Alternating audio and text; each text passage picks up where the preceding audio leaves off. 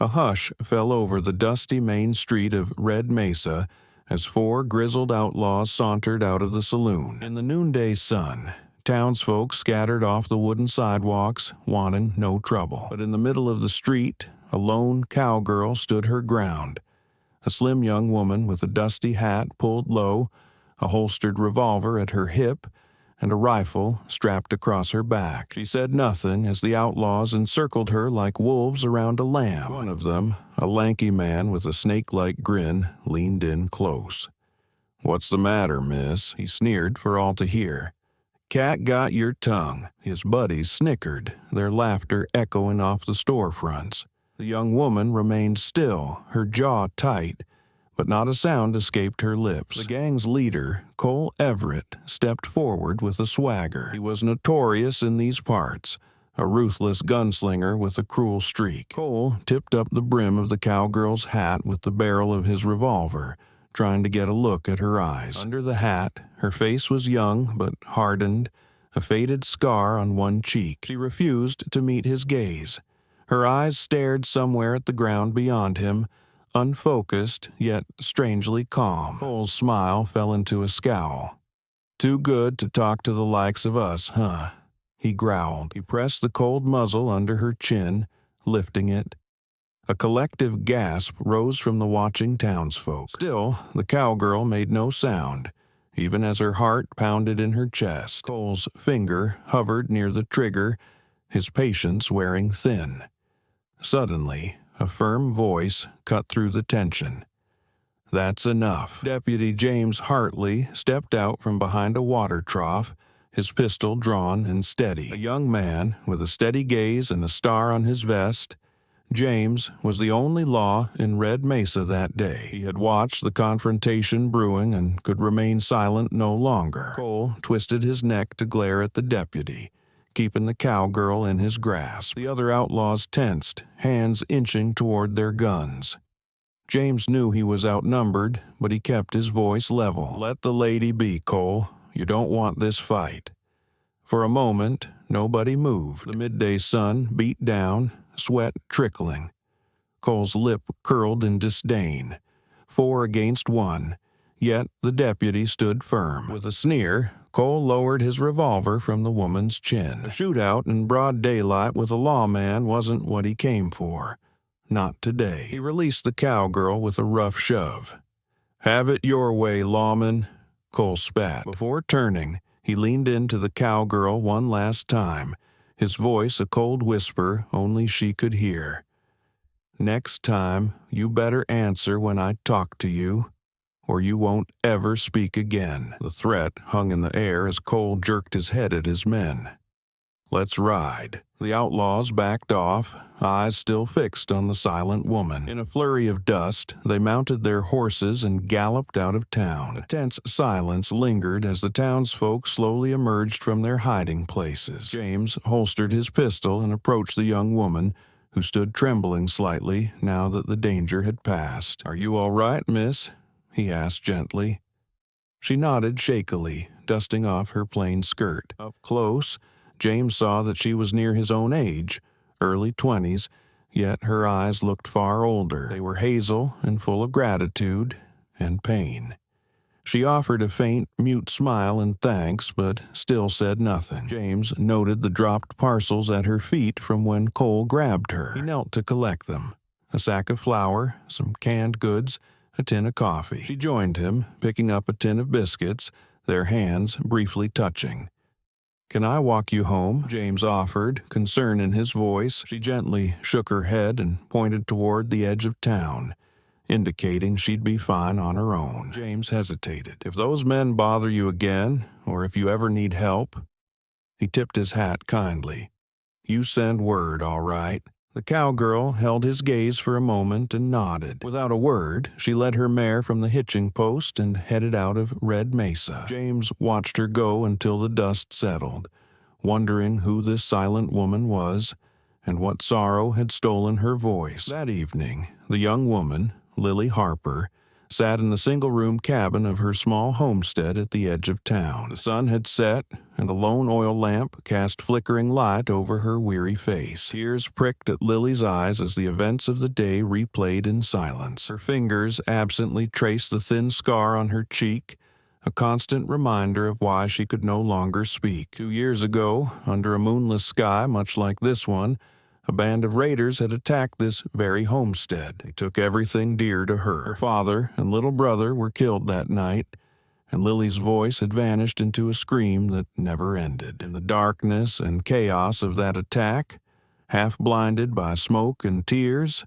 Lily discovered she could fight back using senses other than sight. Unable to see clearly, she had listened, felt every vibration, and shot one of the marauders by sound alone. Since that night, Lily trained herself in secret, practicing shooting with her eyes closed or in pitch dark. It was a skill born of trauma and necessity, one she hoped never to use again on another soul. As she sat alone now, heart heavy, Lily wondered if her silence and isolation were enough to keep trouble at bay. She feared the next time evil came, she might freeze, or lose the last piece of herself. A distant thump of horse hooves pulled Lily from her dark memories.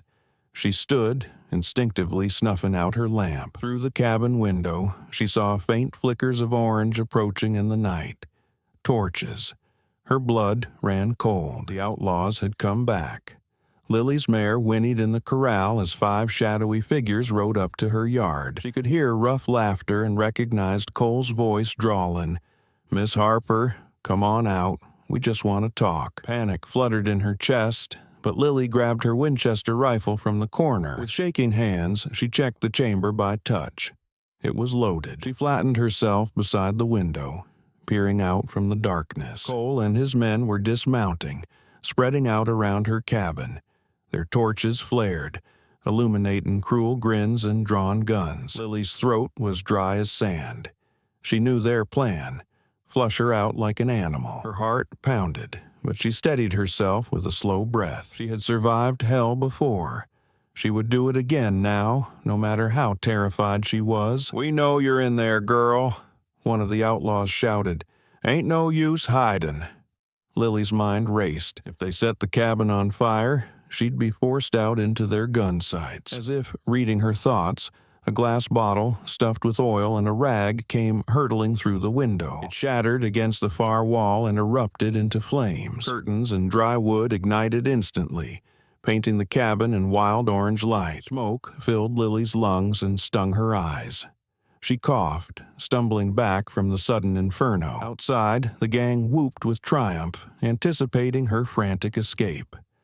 Fire, her worst nightmare, was now all around. Lily's heartbeat thudded in her ears. For a moment, fear rooted her to the spot as memories of that terrible night overwhelmed her. But through the crackle of flames, she heard Cole's men shouting, closing in.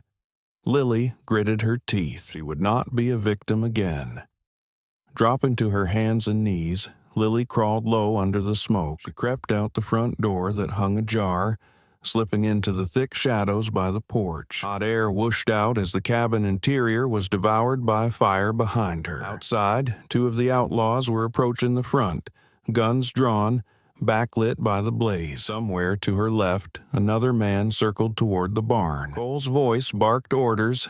They wanted her alive enough to have their fun. Lily's blood ran cold at that, but anger sparked alongside her fear. Flat on the ground, she shut her eyes against the smoke and steadied her breathing, listening hard. Her fingers tightened around her Winchester. She had 5 bullets in the tube magazine. 5 men out there. She vowed each shot would count. Lily heard a boot scuff on the porch just above her. Cole himself was stomping up the steps. He thought she was still cowering inside. Focusing on his heavy footsteps, Lily raised her rifle toward the sound. Eyes closed, she squeezed the trigger. The rifle cracked and kicked. Cole screamed as the bullet tore into his shoulder, throwing him backwards off the porch. Before the other outlaws could even register what happened, Lily had already cocked the lever and rolled to face the yard. By the fence, 2 figures stood outlined by firelight, confusion on their faces. She fired twice in quick succession. One man dropped with a cry, clutching his leg. The other yelped as her second shot nicked his ear, sending him diving for cover with a curse. 4 shots fired, 1 bullet left. Lily's muzzle flash had given away her position, and the element of surprise was gone. A furious shout came from her right.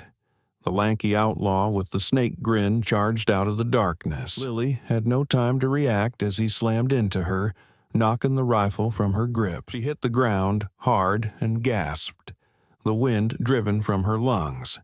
He pounced, pinning her down. In the firelight, she recognized him as the one who had mocked her in town. "Gotcha now, you little witch," he snarled, drawing a hunting knife. Lily struggled, but he was strong and fueled by rage. He pressed the blade to her throat. Desperate, Lily stopped fighting for an instant. The sudden slack made her attacker hesitate, if only for a second. In that heartbeat, she twisted sharply and drove her knee up with all her might. She struck true. The man howled in pain as she bucked him off. His knife sliced a shallow line across her arm instead of her neck. Lily scrambled up, adrenaline drowning out the pain of the cut. The outlaw lunged again, but Lily was ready this time. Her hand found a fallen plank of wood at her feet. With a cry, she swung it hard against his head. The plank shattered, and the man crumpled unconscious. Chest heaving, Lily snatched up her rifle from the dirt. The heat was intense. Her home was an inferno behind her, casting flickering light across the yard. She could barely see through the smoke, but she heard a ragged groan and the crunch of boots on gravel. Cole, wounded but enraged, had risen again a few yards away. Lily's eyes stung. She blinked against the smoke and saw the glint of Cole's revolver muzzle as he raised it toward her. Instinct screamed at her, and she trusted it. Lily shut her eyes and spun toward the sound of Cole's harsh breathing. He fired wildly, just as she did. His bullet whistled past her ear. Lily's last shot found its mark. Cole staggered, a look of shock on his face as the revolver slipped from his grasp. He fell to his knees and then onto his side, finally still. The terrifying silence that followed was broken only by the roar of the flames and Lily's own coughing. It was over. She had survived. Trembling with adrenaline and smoke inhalation, Lily stumbled away from the burning cabin. She nearly collapsed, but strong arms caught her. James was suddenly there, having ridden hard when he saw the blaze from town. He eased her gently to the ground, a safe distance from the fire. Lily's dress was singed, her face smeared with soot, and a gash bled on her arm. James quickly wrapped his bandana around the wound with shaking hands. His eyes were wide with worry and astonishment at the scene. The downed outlaws, the silent young woman who had defeated them. "Lily," he breathed, not even sure what to ask first. "Are you hurt?" She managed a weak smile and pointed to her bandaged arm as if to say it was nothing serious. By dawn, the fire had burned itself out. A few townsfolk arrived to help, gasping at the sight of Cole Everett's notorious gang, now defeated. Word spread quickly that the mute cowgirl of Red Mesa had done the impossible. As James helped Lily to his horse, he noticed her gaze linger sadly on the ashes of her home. Gently, he said, "You're not alone now. I'll make sure you're taken care of." His words, so earnest and kind, stirred something in Lily. Her eyes welled up, and with a raw, quiet voice that cracked from disuse, she whispered, "Thank you, James." It was the first time he, or anyone, had heard her speak. James's heart swelled at the sound. He gave her a steady, proud smile, as if to say everything would be all right. In that moment, Lily knew she had found more than just safety.